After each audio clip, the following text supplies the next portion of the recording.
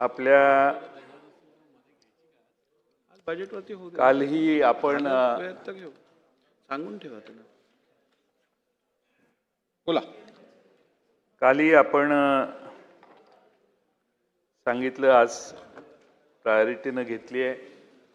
आम्हाला राज्याचे अर्थमंत्री म्हणून देवेंद्र फडणवीस आहेत. मुख्यमंत्री ते जरी असले तरी ते अर्थमंत्री आहेत. आणि विरोधी पक्षाचे भाषणं होत असताना मी इथं तासनतास 3-3 दिवस बसलेलो आहे. अर्थमंत्री इथं बसले तर या माझं सोडून द्या, सत्तारूढ आपणही होता, सत्तारूढ पक्षाचे किंवा विरोधी पक्षाचे आमदार बोलतात त्यावेळी त्याच्यावर नोटिंग करून त्याच्यावर कारवाई करायचो आम्ही, विरोधी पक्षाचा सदस्य असला तरी. आणि IAS ऑफिसर तर या सरकारला जुमानतच नाहीत. त्यामुळे सरकारचं नियंत्रणच ब्युरोक्रेसीवर राहिलेलं नाही, किंवा ब्युरोक्रेसी स्वतःला फार शहाणी समजते आणि मुख्यमंत्री ते सहन करतात. का सहन करतात याची चौकशी करावी लागेल. माननीय अध्यक्षांनी आता सांगितलं की सभागृह सक्षम आहे. हे तर 50 वर्ष आहे सक्षम सभागृह, पण तुम्ही काय करणार याची ॲक्शन खरं म्हणजे आज त्यांनी निर्णय द्यायला पाहिजे होता की आज जे हजर आहेत प्रत्येक वेळेला सक्षम आहे, आम्ही सक्षम आहे, आम्हाला माहिती आहे आम्ही किती सक्षम आहे, पण ॲक्शन घेणारे अध्यक्षांचे आदेश हे निर्गमित झाले असते तर अधिक आम्हाला आनंद झाला असता. असो, अध्यक्ष महोदय, भाषणाची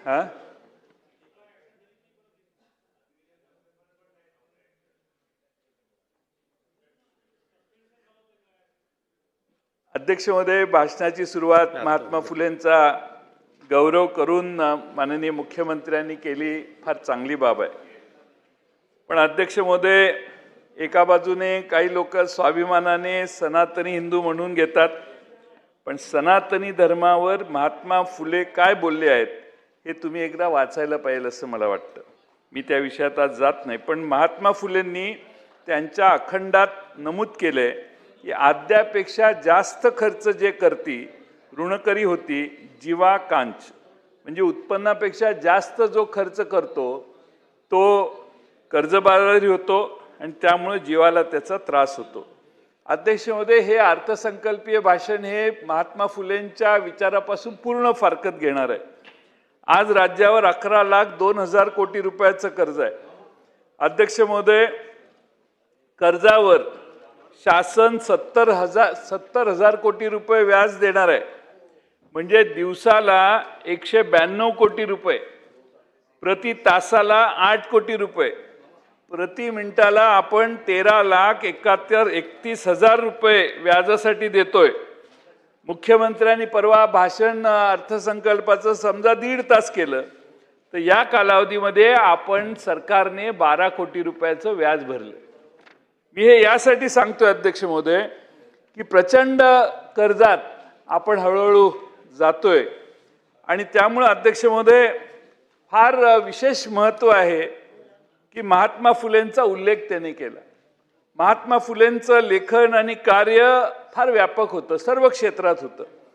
त्यांचा शेतकऱ्यांचा आसूड हा जो ग्रंथ आहे त्यामध्ये त्यांनी लिहिलेलं आहे सुरुवातीलाच, विद्येविना मती गेली, मती विना नीती गेली, नीती विना गती गेली, गती विना वित्त गेले, वित्त विना शूद्र खचले, इतके अनर्थ एका अविद्येने केले.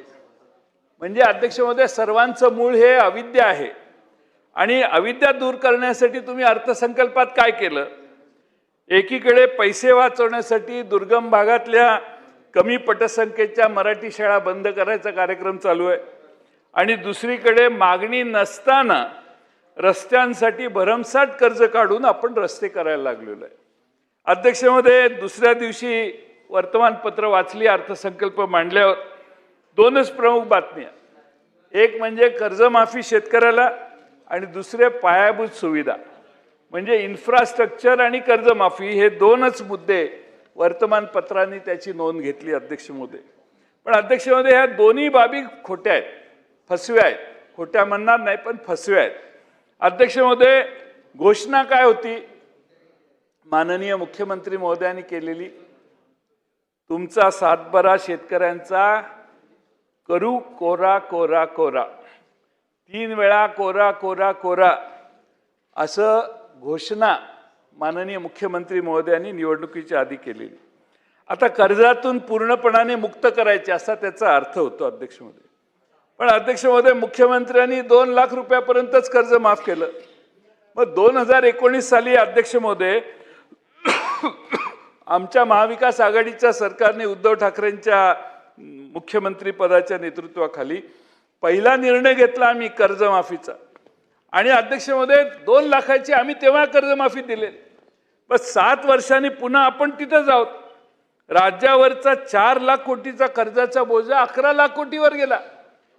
पण अध्यक्ष महोदय कर्जमाफीमध्ये काही वाढ झाली नाही. अध्यक्ष महोदय, सगळ्यांना महागाई आहे, तर आमच्या महाराष्ट्रातल्या शेतकऱ्यांना कर्ज महागाई नाही का?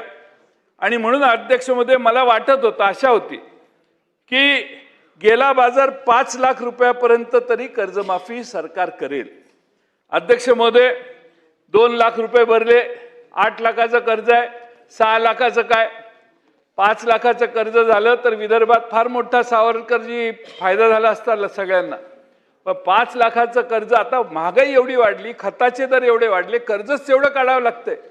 आणि त्यामुळे अध्यक्ष महोदय आपण शेतकऱ्याला कशी मदत करणार ही भूमिका ठेवली पाहिजे. आता नवीन एक सर्व सहकारी बँकांच्याकडून 9 मार्च 26 पर्यंत नियमित कर्ज भरवणाऱ्या शेतकऱ्यांची माहिती मागवण्यात आलेली.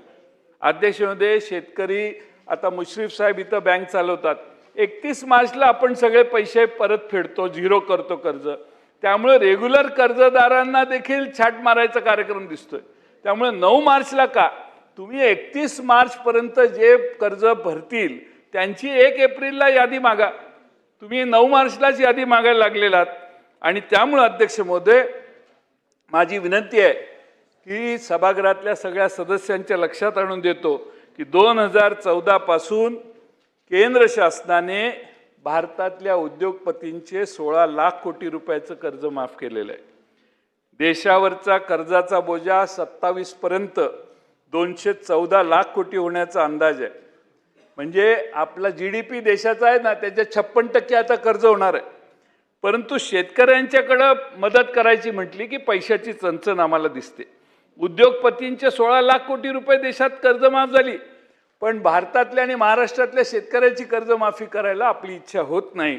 ही मानसिकता समाजाच्या समोर आपण सतत वारंवार तुमच्याकडून येते आहे. पैशाची कमतरता नाही अध्यक्ष महोदय, विचारांची कमतरता आहे असं मला वाटतं.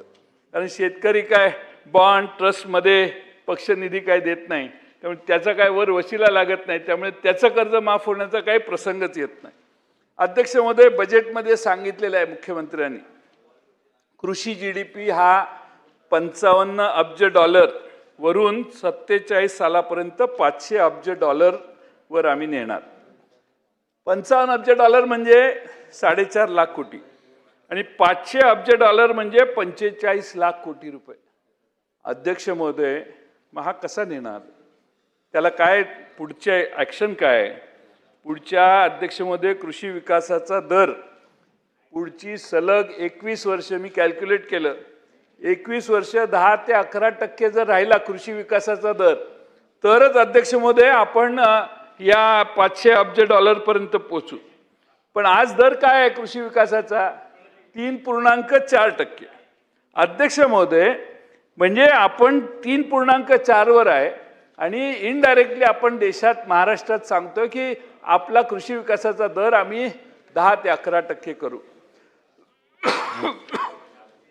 अनेक उपाययोजना आहेत आणि उत्पादकता वाढवावी लागेल, बाकीचे ते वेळ घेत नाही मी आपला.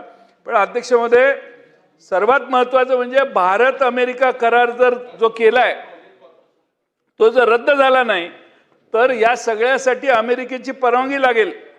अध्यक्ष महोदय, माननीय मुख्यमंत्र्यांच्या शब्दात सांगायचं म्हटलं तर 55 अब्ज डॉलरवरून 500 अब्ज डॉलर GDP कृषीचा नेण्याचं उद्दिष्ट आम्ही ठेवले. 10-15 पिकांसाठी एकात्मिक मूल्य साखळी होईल, बाकीच्या सगळे सांगितले त्यांनी, काय हरकत नाही. पण ते पुढं असं म्हणतात की याचा अर्थ असा पण होतो की आपण आपली कृषी बाजारपेठ परकीय देशांसाठी खुली करतोय. म्हणजे आपली स्पर्धा आता अमेरिका, युरोप, चीन या प्रगत देशासोबत होणार आहे. जर आपण आपली कृषी बाजारपेठ परकीय देशांसाठी खुली करणार असू तर याचा अर्थ काय, इनडायरेक्टली आपण भारत अमेरिकेचा जो करार केलेला आहे तोही आपण त्याचं इनडायरेक्टली समर्थन करतोय असा त्याचा अर्थ होतो. कारण अमेरिकेवर आपला करार आहे. आपण इथनं भाजी पाठवली तर ते 18% लावणार आणि त्यांनी इकडं सोयाबीन पाठवलं तर ते 0% दराने आत येणार. आणि म्हणून अध्यक्ष महोदय, आता भारतातला 2-1.5 एकराचा शेतकरी, महाराष्ट्रातला शेतकरी याची युरोपच्या शेतकऱ्याबरोबर स्पर्धा, ब्राझीलच्या शेतकऱ्यावर स्पर्धा, तिकडे अमेरिकेच्या शेतकऱ्याबरोबर स्पर्धा. अध्यक्ष महोदय, आमचा शेतकरी टिकणार कसा? त्याला सुविधा नाहीत, काय नाहीत. आणि मग सुविधा द्यायच्या होत्या तर बजेटमध्ये काय उल्लेख आहे? त्याचा कुठलाही उल्लेख अध्यक्ष महोदय नाही आहे. हे मी आपल्याला नम्रपणाने नमूद करू शकतो.